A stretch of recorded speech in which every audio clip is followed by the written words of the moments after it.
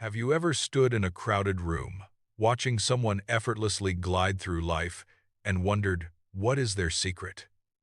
You know the person I am talking about. The one who always seems to find the perfect parking spot, who stumbles into the dream job while waiting for coffee, who meets the love of their life by accidentally dropping a book. We look at them, and we whisper that word, lucky. We tell ourselves that the universe plays favorites, that fate is a lottery, and we simply did not hold the winning ticket. But what if that is a lie? What if the difference between the person who strikes gold and the person who digs empty holes is not chance, but a specific, learnable architecture of the mind? What if luck is not a lightning bolt that strikes from above, but a wind that is always blowing, and you simply have forgotten how to raise your sail? Welcome to a journey into the mechanics of the intangible. Over the next several hours, we are going to dismantle the mythology of chance. We are going to walk through the laboratories where scientists have dissected serendipity. We will sit in the boardrooms of billionaires who claim they just got lucky, and we will wander into the desert of the soul to understand how intuition guides us to hidden oases. We are not here to hope for better days. We are here to build them. We are here to uncover the alchemy of circumstance. By the time we reach the end of this road, you will understand that you are not a victim of randomness. You are the architect of your own fortune. Chapter 1. The Anatomy of the Unseen. Let us begin with a story that sounds like a fable, but is actually a piece of psychological history. Picture a street in a busy city. It is a gray, overcast Tuesday. On this street, researchers have placed a $20 bill on the sidewalk. It is clearly visible, sitting there like a tiny beacon of possibility. The researchers then recruit two groups of people. The first group identifies as unlucky. These are people who claim that if it were raining soup, they would be the ones holding a fork. The second group identifies as lucky. They believe things generally work out in their favor. The experiment begins. The unlucky person walks down the street. They are anxious. They are focused on getting to their destination. They are looking at their feet, or perhaps checking their watch, consumed by the narrative of their own daily struggle. They step right over the money. They do not see it. They arrive at the coffee shop at the end of the block, sit down next to a successful businessman who is planted there by the researchers, and they ignore him too. They order their coffee, drink it in silence, and leave. When asked later about their morning, they say, "It was uneventful." Now, watch the lucky person. They walk down the same street, their head is up. They are looking at the architecture, the faces of passers-by. They spot the $20 bill immediately. They pick it up, smiling. They walk into the coffee shop, flush with the tiny thrill of found money, and they sit next to the businessman. Because they are in a good mood, they strike up a conversation. They exchange cards. A potential partnership is born. When asked about their morning, they beam and say, "It was amazing. I found money and made a new friend." This is not magic. This is the first great secret of luck, the width of your gaze, Dr. Richard Wiseman, the psychologist who spent a decade studying this phenomenon, discovered that people who consider themselves unlucky suffer from a specific kind of tunnel vision. They are so hyper-focused on a specific goal, like getting to the meeting on time or worrying about their bills, that they become blind to the periphery. And the periphery is where luck lives. Luck is rarely a direct hit. It is almost always a glancing blow. It hides in the margins. It is the book sitting on the wrong shelf. It is the overheard conversation in the elevator. When you walk through life with a narrow focus, you are effectively wearing blinders. You are efficient, yes, but you are immune to serendipity. The lucky person, by contrast, possesses a relaxed awareness. They are like a hunter in the forest, not staring at one specific tree, but softening their gaze to detect movement anywhere in the clearing. Think of the story of Alexander Fleming. In 1928, He was studying bacteria. A perfect scientist with a rigid mind would have ensured his laboratory was sterile, his petri dishes sealed, his environment controlled. But Fleming was a bit messy.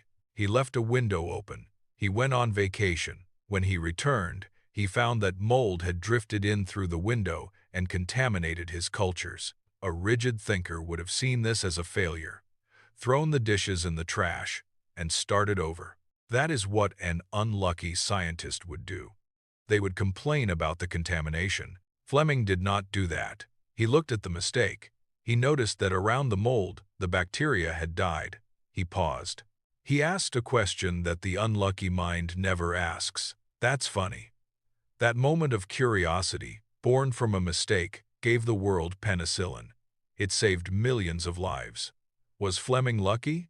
Or was he simply willing to engage with the unexpected? This brings us to the concept of the reticular activating system, or RAS. This is a bundle of nerves at the base of your brainstem that acts as a filter. Your brain is bombarded with millions of bits of data every second. If you processed all of it, you would go insane. The RAS decides what gets through to your conscious mind. And here is the key. It filters based on what you deem important. If you buy a red car, suddenly you see red cars everywhere.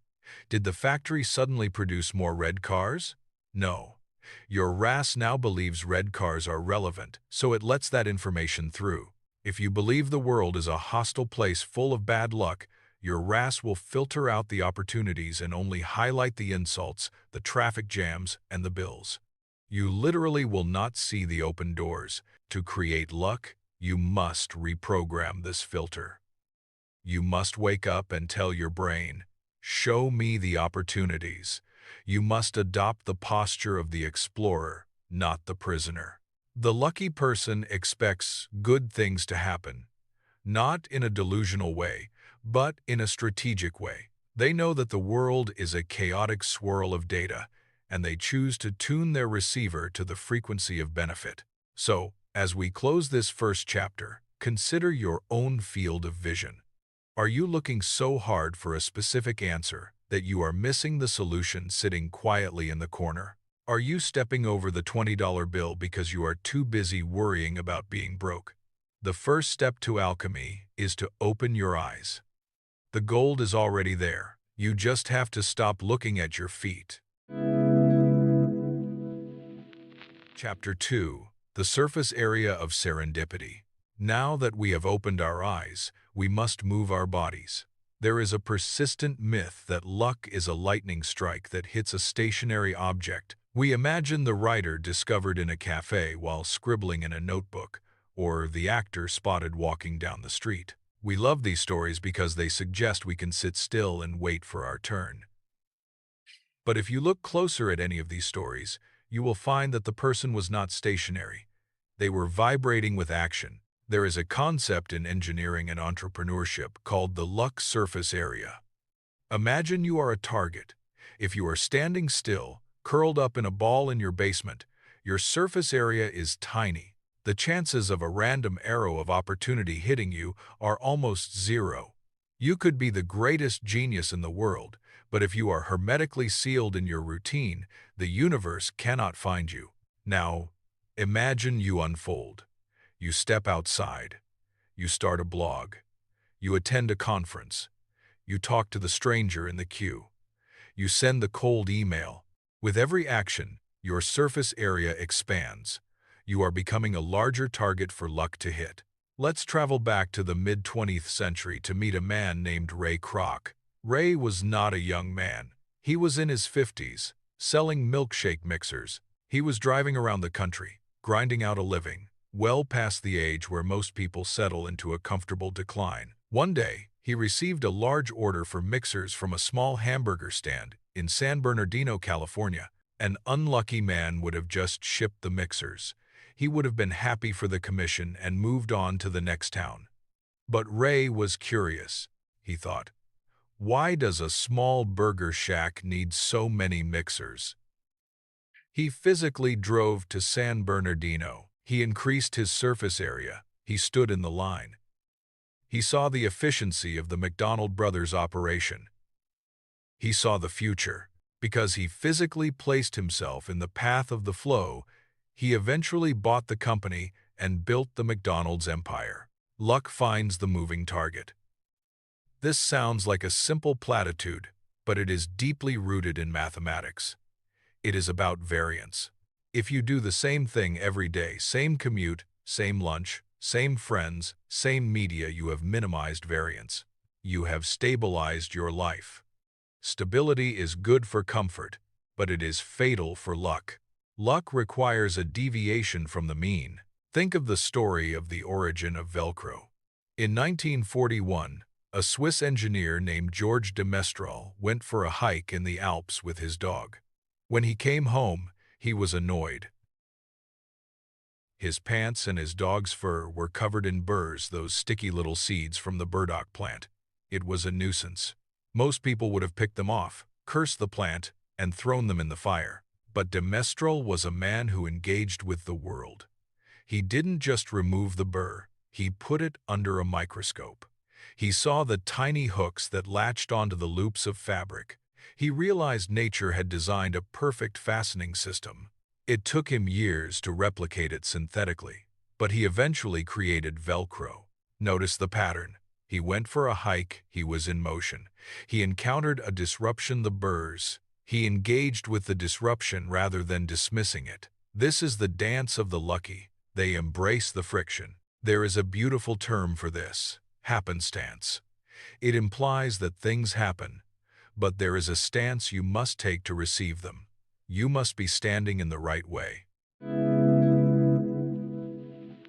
This leads us to the concept of the weak tie. We often think our big breaks will come from our best friends or our close family. But sociologists have found that this is rarely true. Your close circle knows the same people you know. They know the same opportunities. They are in your echo chamber. Luck travels through weak ties, acquaintances, friends of friends, people you met once at a party. These people occupy different worlds. They have access to information and networks that you do not. A job opening, a new investment, a life partner, these almost always come from the edge of your network, not the center. To increase your luck surface area, you must cultivate these weak ties. This doesn't mean networking in a sleazy, transactional way. It means being genuinely curious about people outside your immediate tribe. It means saying yes to the invitation you would normally decline. It means listening to the podcast that disagrees with your politics. It means taking the scenic route. Paulo Coelho, in his masterpiece The Alchemist, writes about the personal legend.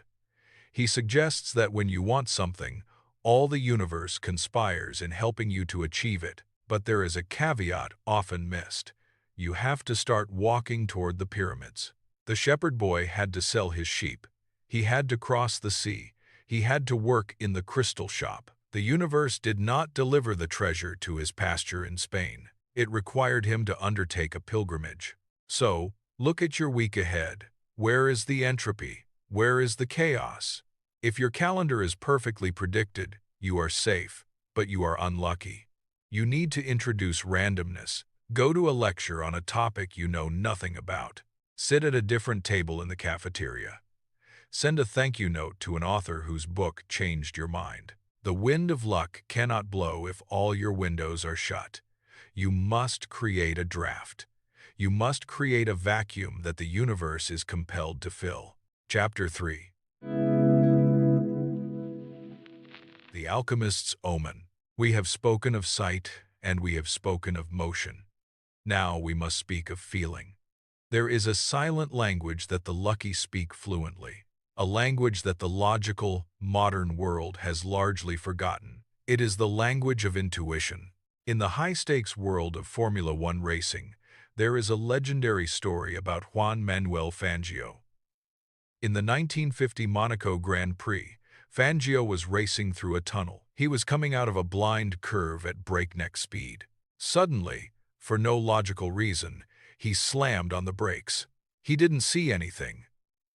He didn't hear anything, but he stopped, just around the blind corner, There was a massive pileup. If he had continued at full speed, he would have crashed and likely died.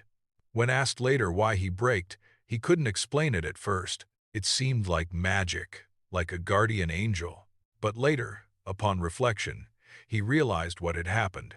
As he entered the tunnel, he usually saw the spectators' faces turned towards him, watching his car. But in that split second, his peripheral vision, that open gaze we spoke of earlier, noticed that the spectators were not looking at him. They were looking down the track, around the corner. Their attention was elsewhere. His subconscious mind processed this anomaly. The crowd is looking the wrong way, and screamed, "Danger!" before his conscious mind could even form the thought. This is what we call a gut feeling. It is not mystical voodoo, it is pattern recognition on hyperspeed. The lucky person respects this internal data. The unlucky person suppresses it in favor of logic or social convention. Think of how many times you have had a bad feeling about a business deal, but you looked at the spreadsheet and the numbers added up, so you did it anyway, and it failed. Or the time you met someone and felt an inexplicable pull towards them, but you didn't say hello because it felt awkward, and you missed a connection. Napoleon Hill, in his study of the most successful people in America, spoke of the sixth sense. He described it as the apex of the philosophy of success. It is the creative imagination communicating with the infinite intelligence. Whether you view this spiritually or biologically, the result is the same. There is a reservoir of wisdom that operates below the surface of language. Lucky people have a permeable membrane between their subconscious and their conscious mind. They treat their hunches as valid data points. They don't follow every whim, but they investigate them. Steve Jobs was famous for this. He dropped out of college but continued to audit classes that interested him. He wandered into a calligraphy class. It had no practical application to his life, no logic. It was just a feeling, an aesthetic pull. 10 years later, when he was designing the first Macintosh computer, that intuition came back. He designed the Mac with beautiful typography.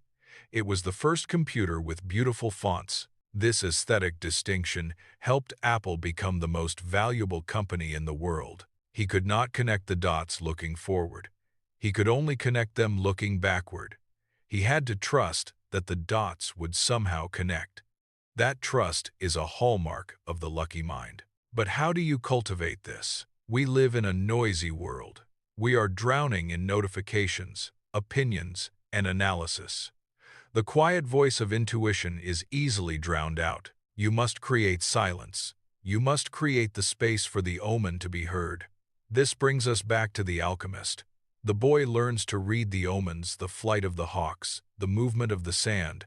In our world, the omens are subtle. It is the book that falls off the shelf. It is the song that gets stuck in your head.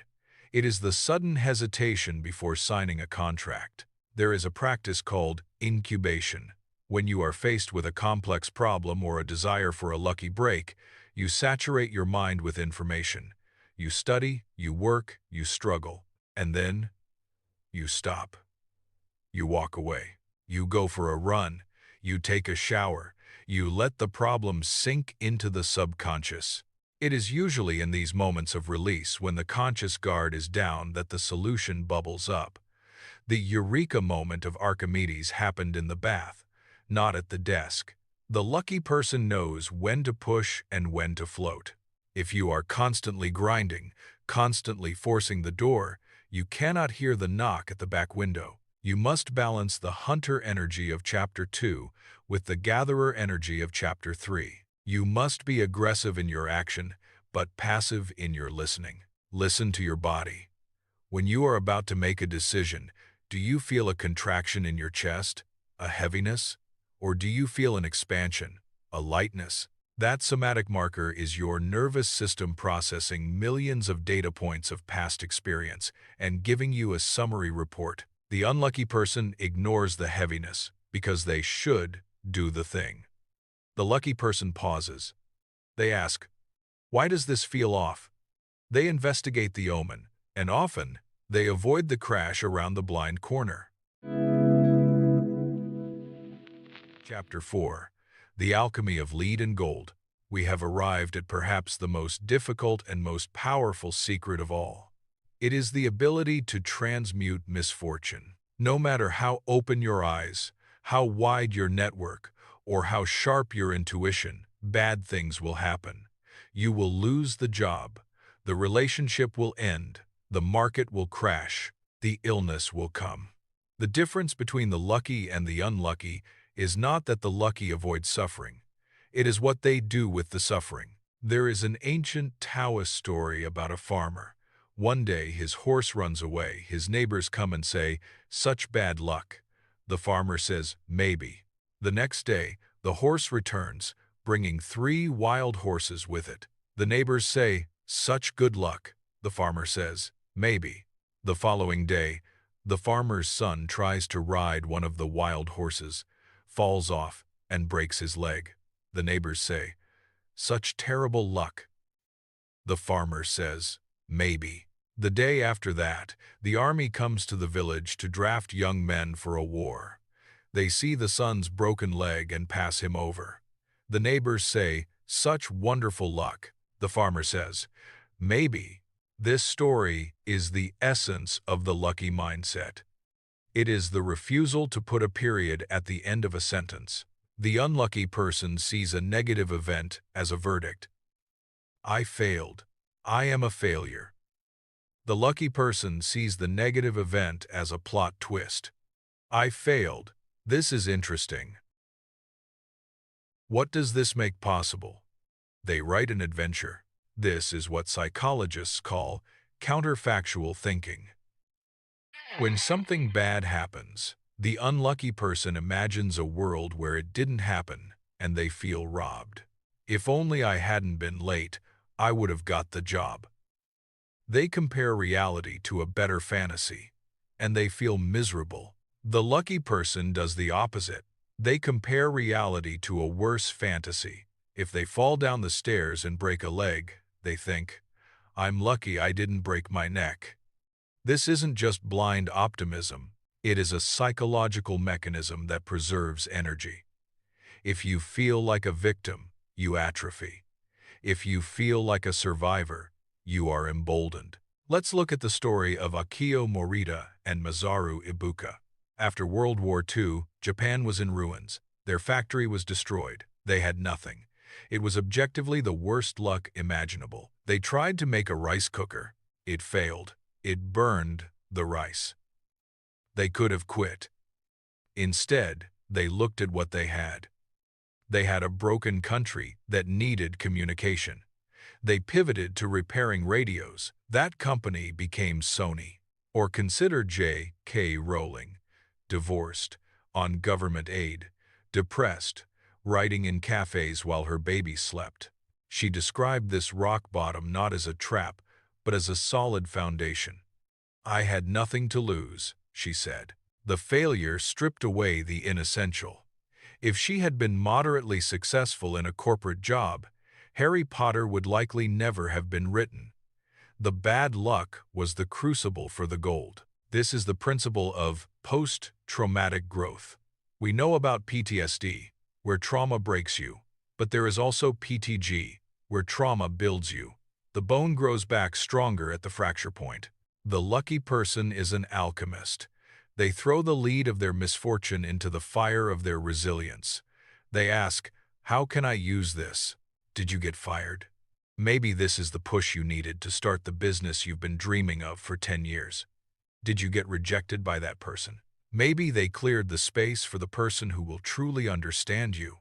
This is not to minimize pain. Grief is real. Disappointment hurts. But the lucky person does not set up camp in the valley of despair. They mourn, and then they look for the path up the mountain. They understand that the narrative is not over.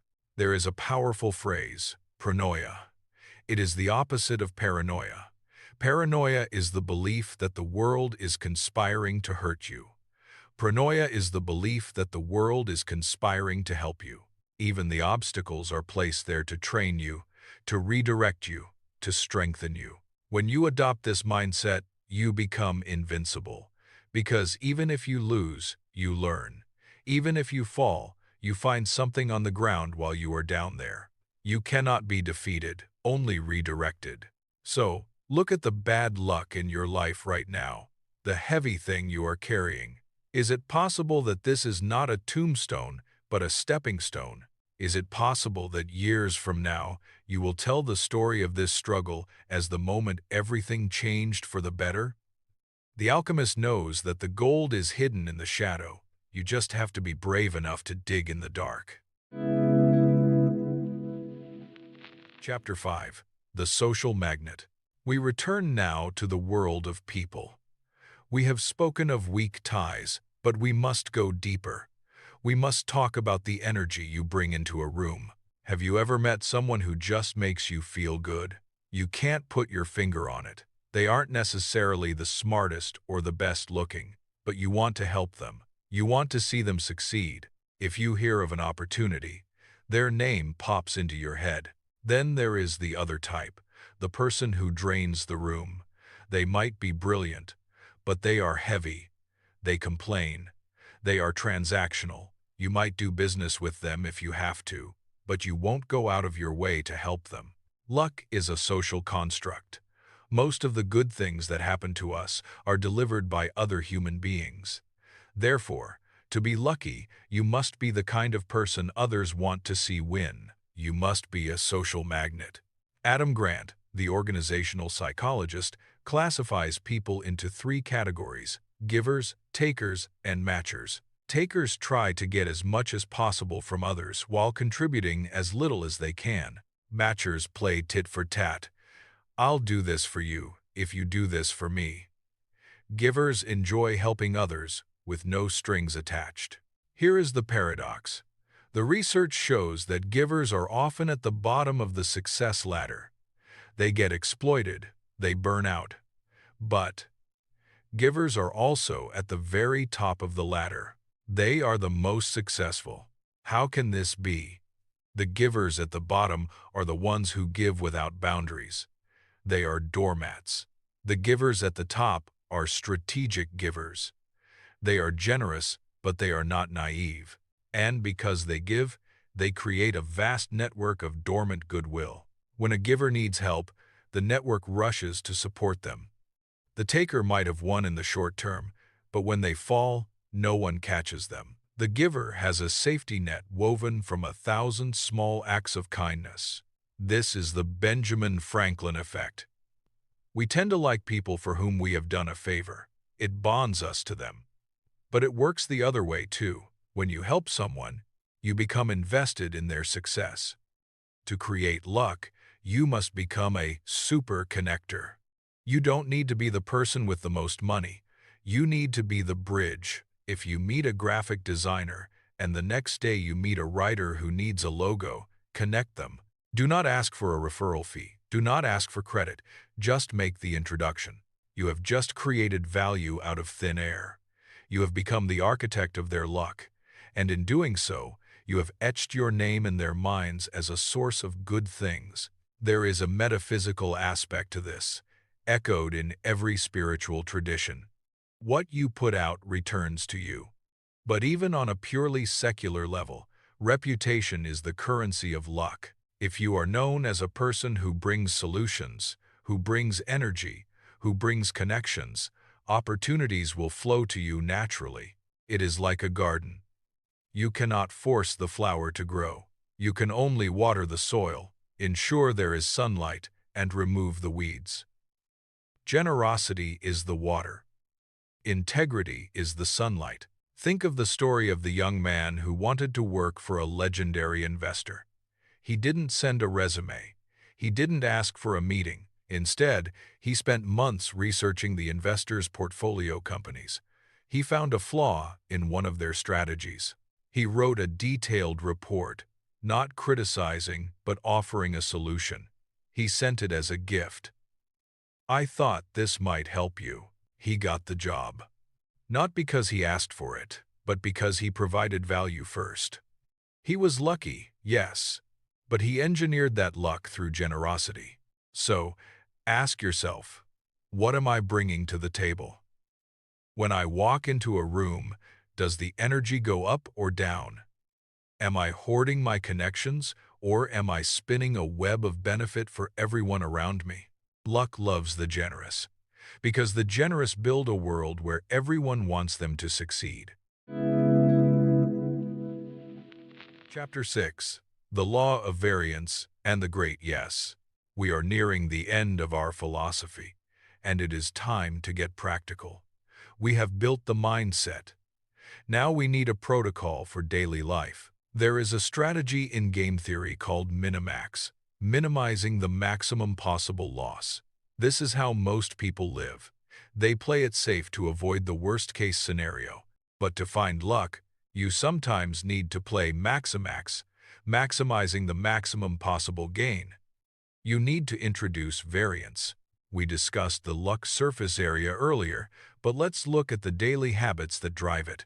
First, the commute of chaos. If you walk the same way to work, drive the same route, you see the same things. Once a week, take a different route. It sounds trivial, but you are exposing your senses to new data, new shops, new billboards, new people. You are shaking the snow globe. Second, the rule of the novice. We hate being bad at things. We like to stick to our competencies. But luck lives in the learning curve. Pick up a magazine on a topic you have zero interest in. Read an article about deep-sea fishing, or quantum computing, or 18th century pottery. You are feeding your brain raw material. Remember Steve Jobs in the calligraphy class? You never know when that obscure fact will become the missing key to a future lock. Third, the yes protocol.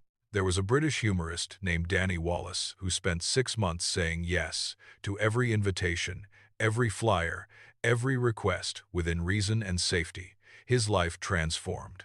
He traveled the world, he met his wife, he advanced his career. Now, you don't have to be that extreme. But try a yes day or a yes week. If a colleague asks you to lunch, say yes.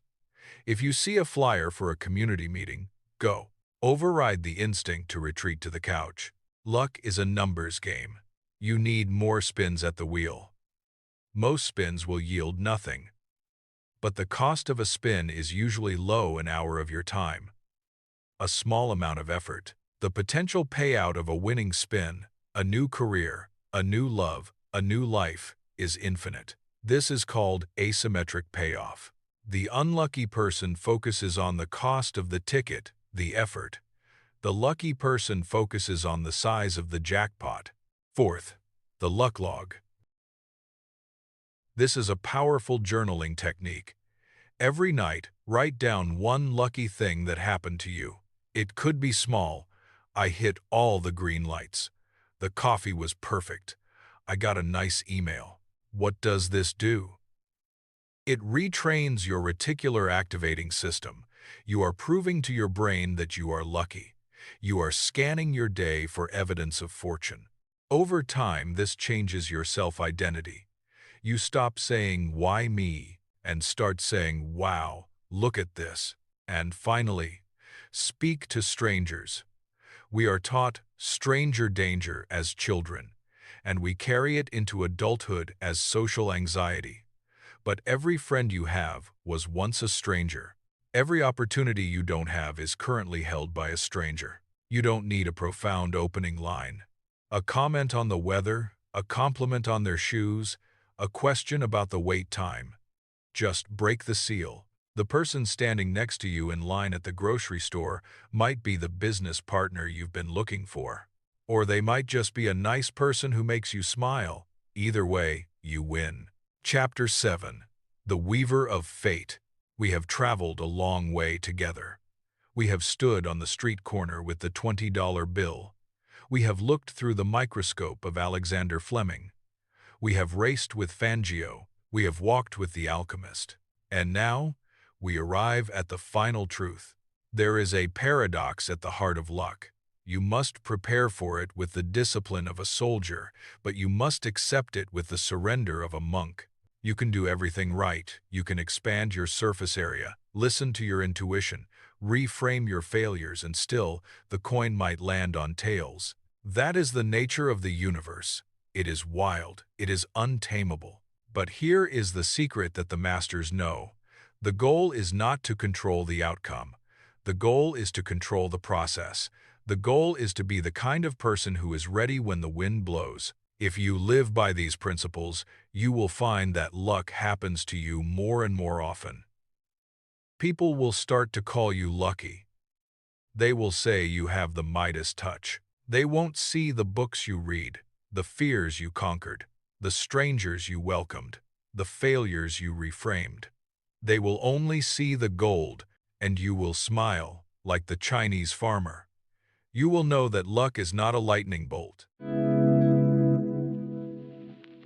It is a garden, and you are the gardener. So, tomorrow morning, when you step out your door, pause, look up, look down, look around. The world is teeming with invisible threads, waiting for you to pick them up and weave them into a tapestry. The omens are there. The doors are unlocked. The universe is conspiring. The rest is up to you.